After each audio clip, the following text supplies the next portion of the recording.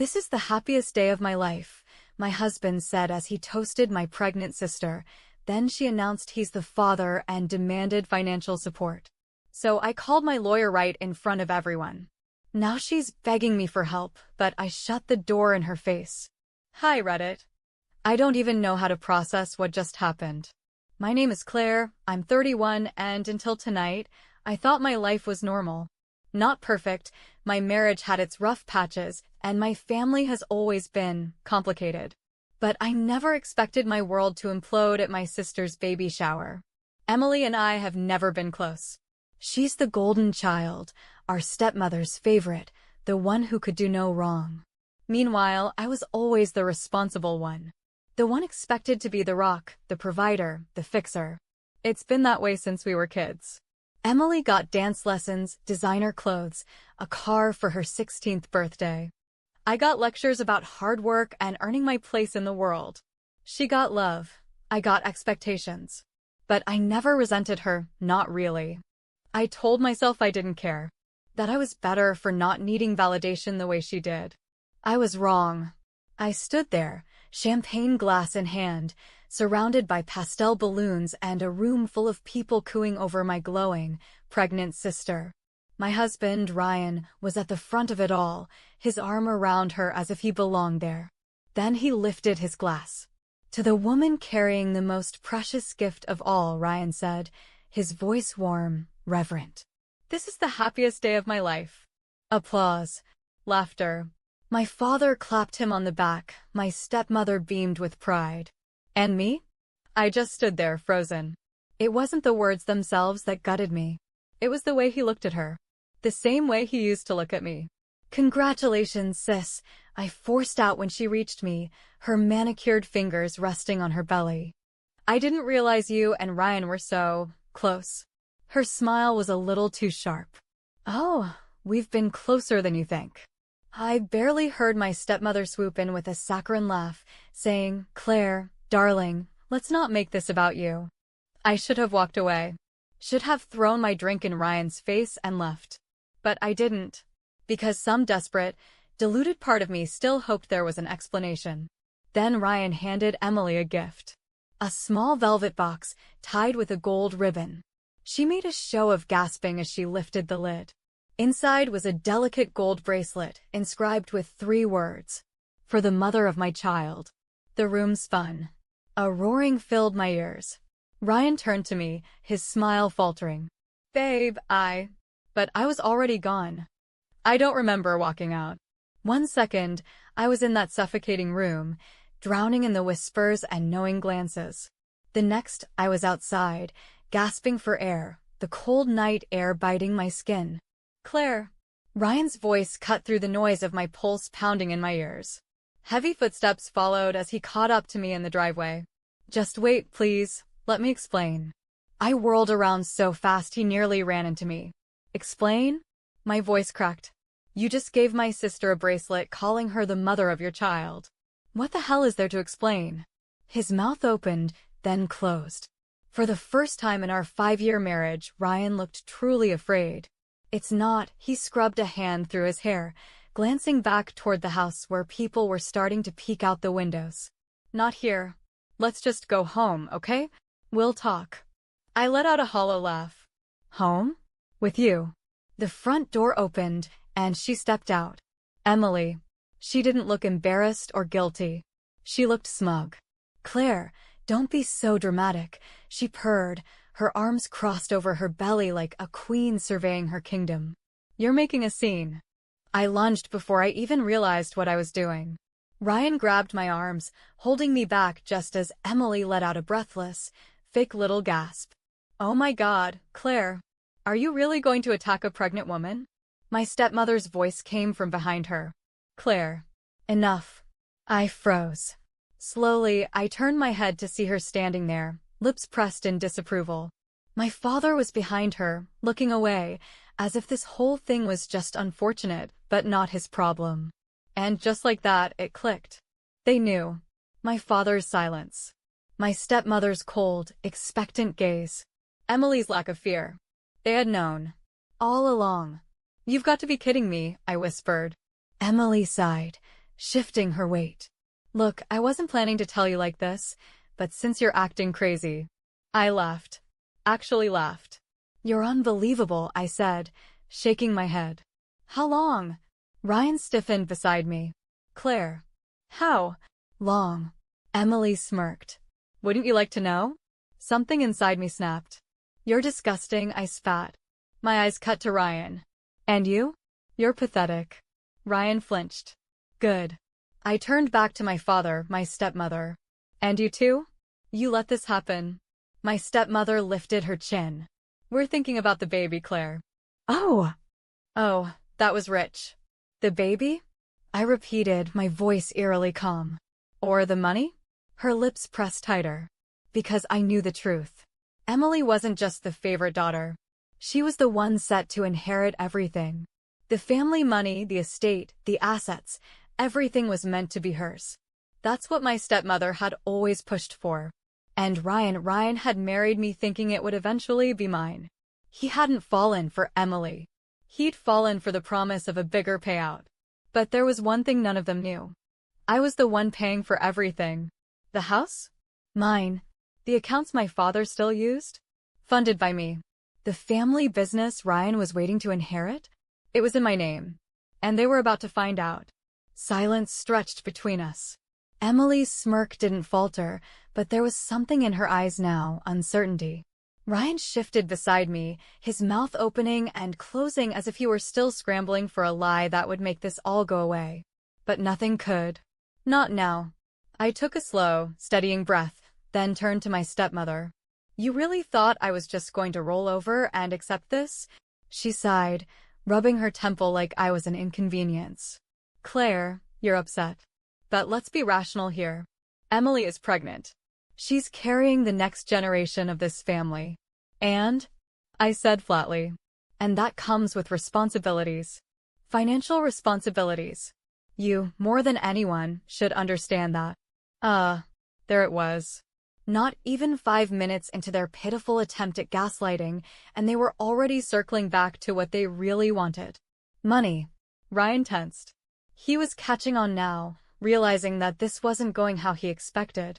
You expect me to support them? I asked, tilting my head. After this? My stepmother smiled in that condescending way she always did. It's not just about support, darling. It's about what's fair. You have the means, and Emily. Emily is a grown woman who made her choices, I cut in coldly. Emily scoffed, crossing her arms over her stomach. Honestly, Claire. I'm having a baby. This is bigger than whatever little grudge you're holding. I almost laughed. The sheer audacity. A grudge. I repeated. You betrayed me. You slept with my husband. Technically, he slept with me, she shot back with a smirk. Ryan's head snapped toward her, his face paling. Oh, so now he didn't like how it sounded? I stared at my sister, at the woman who'd spent her entire life taking what wasn't hers, and finally, something inside me settled. I was done. All right, I said simply. Emily blinked. What? You want financial support? Fine. But I think we should do this the right way. Legal documents, asset transfers, all of it. I pulled out my phone and scrolled for a moment before hitting call. Ryan's eyes widened. Claire, who are you calling? My lawyer. Emily frowned. Wait, what? Right now? Why not? I smiled, holding up a finger as the line rang. If we're making things fair, might as well do it properly, right? Ryan took a step closer, lowering his voice. Claire, let's just go home and talk. Oh, we will, I murmured, keeping my eyes on Emily. Just not the way you were hoping. The call connected. Hey, Mark, I said, my voice bright, almost cheerful. I need you to start drafting paperwork. Turns out my husband and my sister think they're entitled to my assets, so let's go ahead and make it official. Emily paled. Wait, what? My stepmother's face twisted. Claire, don't be ridiculous. Oh, I'm not, I said sweetly. I'm just making sure we all understand exactly who owns what. Ryan exhaled sharply, rubbing his face. Claire, come on, you're overreacting. Am I? I turned to him fully. Because I'm thinking you should be more worried about what's going to happen to you when you realize you just lost everything. His jaw clenched. Claire, I didn't marry you for the money. I laughed. Actually laughed. That's adorable, I said. Because I just found out that the only reason you got involved with Emily was because you thought she'd be inheriting everything. Emily sucked in a breath. Ryan, what is she talking about? His lips parted, but no words came out. And just like that, she finally got it. Emily turned on him, eyes wide. Wait, you didn't want to be with me? You just thought. Emily, that's not. You absolute scoundrel, she whispered, stepping back. You're nothing but a weasel in a nice suit. Ryan's face twisted. Oh, now I'm the bad guy? He scoffed. You knew exactly what you were doing. You wanted to take everything from her. Emily's hands trembled as she pointed at me. Yes, but I wasn't foolish enough to think I was with you for love. My stepmother cut in, her voice sharp. Enough. Both of you. She turned to me, her expression tight. Claire, this is family. You can't just walk away. I met her gaze, unblinking. Watch me. And then I turned on my heel and walked back to my car. They called after me, Ryan, Emily, even my father. But I didn't look back. Not this time. I drove in silence, my fingers gripping the steering wheel so tightly my knuckles ached. My phone buzzed repeatedly in the cup holder. Ryan, Emily, my father. I ignored them all. I needed time to think. Time to process the absolute disaster that had just unfolded. By the time I reached my house, my mind was clearer. Not calm, no. The rage still simmered just beneath the surface, but focused. I parked in the driveway and sat there, staring at the home I had built. The home I had paid for. The home that, if Ryan had his way, he would have stripped from me and handed to my sister like some kind of parting gift. Not happening. I grabbed my phone, scrolling through my contacts until I found the one person I needed right now. Mark Reynolds, attorney. He picked up on the second ring. Claire? I was just about to call you back. What's going on? I exhaled slowly. I need to start divorce proceedings. Immediately. There was a pause, then a soft sigh. I had a feeling this was coming. Does he know yet? Oh, he'll figure it out soon enough. And the assets? Are we protecting everything? I smiled coldly. Already handled. I made sure long ago that Ryan wasn't tied to anything financially. The house, the accounts, the investments, all in my name. He just doesn't know it yet. Smart, Mark said approvingly. But I assume he thinks he's entitled to something? More than something, I muttered. He thinks he's entitled to everything. Mark let out a low whistle. Then I suggest we make this airtight. Come to my office first thing in the morning, we'll get the paperwork started. And Claire? Don't let him manipulate you. He's going to try. Let him try, I said darkly. It won't change a thing. I ended the call and finally stepped out of the car. The crisp night air did little to cool the fire burning inside me. I walked into my house and locked the door behind me, leaning against it for a moment. Then, as if the universe couldn't let me have even a second of peace, someone knocked. Not just knocked, pounded. I closed my eyes, already knowing who it was. I opened the door just enough to see Ryan standing there, his face tight with frustration, his jaw clenched. Claire, let's talk. There's nothing to talk about, I said flatly. He exhaled sharply, running a hand through his hair. Come on, don't be like this. We need to figure things out. I let out a humorless laugh. Oh, now you want to figure things out? Funny, you didn't seem too interested in that when you were toasting my sister as the mother of your child. Ryan had the nerve to look annoyed. You're blowing this out of proportion. I leaned against the doorframe, folding my arms. Am I? You had an affair with my sister. You let me look like a fool in front of my entire family. And now what? You think you can just talk your way out of it? He sighed, rubbing his face. I made a mistake, all right? But you're acting like I planned this, like I wanted to hurt you. I tilted my head, feigning curiosity. Oh! So you just accidentally ended up in my sister's bed? Multiple times? His jaw tightened. Claire. No, I cut him off, my voice steel. You don't get to spin this. You don't get to rewrite the narrative. You cheated. And you would have never told me if I hadn't found out tonight. Ryan exhaled slowly, then took a different approach. His expression softened, his voice lowering. Look, I know I messed up. But we've been together for years. That means something, doesn't it? You and I, we built a life together. I stared at him, my grip tightening on the door. Correction, I said. I built a life. You just lived in it. He flinched. Good. Claire, please, he murmured, stepping closer. I don't want to lose you. I held his gaze for a long moment, then said simply, you already did. Then I shut the door in his face. The next morning, I was up early, dressed in a crisp blazer, my hair sleek and professional. Today was business. By the time I arrived at Mark's office, he already had a stack of papers waiting. We'll file immediately, he said as I sat across from him. Given that everything is in your name, Ryan has no legal claim to any of it. He might try to fight, but he won't win. I nodded. Good. And I want it done quickly.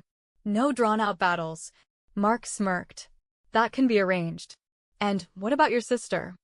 I considered that. I don't care what happens to Emily. She made her bed. He tapped a pen against his desk. You might not have to do anything. Once Ryan realizes he's not getting a cent from you, he'll turn on her. It's just a matter of time. I leaned back in my chair, the thought sending a cold sword of satisfaction through me. Let him. 2 weeks later. Mark was right. Emily called me crying. I almost didn't pick up, but curiosity won. Claire, he left me. She sobbed into the phone. I blinked. Excuse me? Ryan. He found out the baby isn't his and he's gone. He won't answer my calls. He moved out. I inhaled sharply. I should have been furious. I should have felt betrayed all over again. Instead, I smiled. That's unfortunate, I said, completely devoid of sympathy. Claire, please, Emily sniffled. I need help.